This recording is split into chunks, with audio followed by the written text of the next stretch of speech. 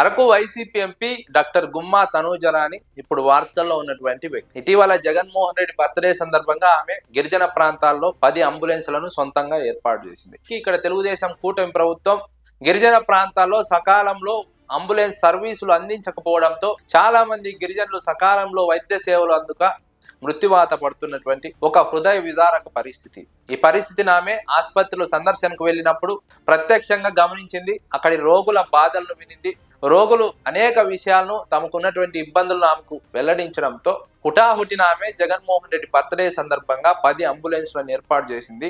గిరిజన ప్రాంతాల్లో ఏ గిరిజన వ్యక్తి అనారోగ్యంతో ఆసుపత్రిలో వైద్య సేవలు అందకుండా మృతి చెందకూడదన్న ఉద్దేశంతో 10 అంబులెన్స్లను సొంతంగా ఏర్పాటు చేసి అందరి చేత శబాష్ అనిపించుకుంటోంది. ఈ విషయాన్ని సోషల్ మీడియాలో ఒక వ్యక్తి పోస్ట్ చేశారు. ఇప్పుడు ఆ అంశం వైరల్ గా మారింది.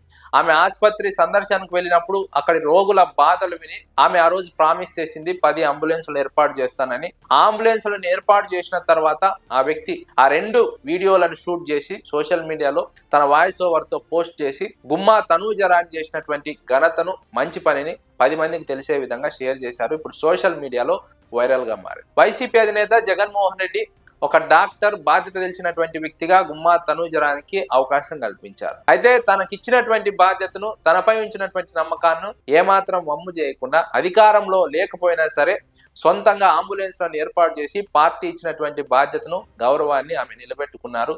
జగన్మోహన్ రెడ్డి ఆమెపై పెట్టుకున్నటువంటి నమ్మకాన్ని వమ్ము చేయకుండా ఆమె ప్రజలకు అండగా నిలిచారు. తెలుగుదేశం పార్టీ అఖండ మెజార్టీతో 2024 ఎన్నికల్లో గెలిచినప్పటికీ అరకు పార్లమెంట్ లో వైఎస్ఆర్సీపీ గెలిచిందంటే అక్కడి గిరిజనుల్లో జగన్మోహన్ రెడ్డి పైన, వైఎస్ఆర్సీపీ పైన ఏ స్థాయిలో అభిమానం ఉందో అర్థం చేసుకోవచ్చు. అయితే ఆ అభిమానాన్ని, నమ్మకాన్ని వమ్ము చేయకుండా ఎంపీ గుమ్మా తనూజరాని ఒక డాక్టర్ గానే కాకుండా, ఒక ప్రజాప్రతినిధిగానే కాకుండా మనిషిగా మానవత్వంతో ఆలోచించి అంబులెన్స్లను ఏర్పాటు చేసింది.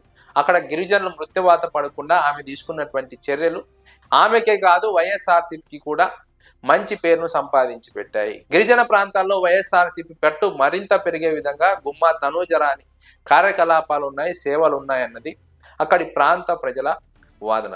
గుమ్మా తనూజరాని చేసిన పనికి అటు వైఎస్ఆర్సీపీలోను, ఇటు అరకు పార్లమెంట్ పరిధిలోను ఆమెకు మంచి పేరు సంపాదించి పెట్టాయి.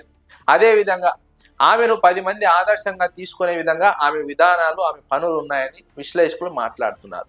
ప్రతి ప్రజాప్రతినిధి ఈ విధంగా ప్రజల సమస్యలను పట్టించుకున్నప్పుడు ప్రజలకు ఎలాంటి సమస్యలు ఉండవు, బాధలు ఉండవు. ప్రజల సమస్యలు వినడమే కాదు, బాధ్యతగా ఆ సమస్యలను పరిష్కరించినప్పుడే ప్రజలకు ప్రజాప్రతినిధుల సేవ వాస్తవంగా అందుతుంది.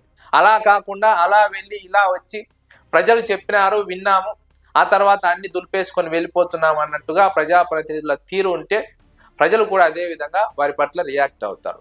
ఇక్కడ తనూజరాని చాలా మంది ప్రజాప్రతినిధులకు ఆదర్శంగా నిలిచారు. తెలుగుదేశం పార్టీ అధికారంలో ఉంది. అధికారంలో ఉన్నప్పటికీ ఆ గిరిజన ప్రాంతాల్లో ఇప్పటి వరకు సరైన అంబులెన్స్ సర్వీసులు అందించడం లేదంటే ఇక్కడ ఎంతలా పాలనా పరంగా విఫలమవుతుందో అర్థం చేసుకోవచ్చు.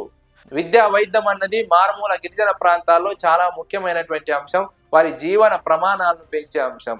అలాంటి విషయంలో ఇక్కడ ప్రభుత్వం ఎంత విఫలమవుతుందో అర్థం చేసుకోవచ్చు.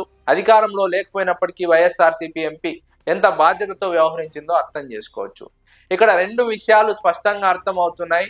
ప్రజలకు సేవ చేయాలంటే అధికారమే ఉండాల్సిన అవసరం లేదు.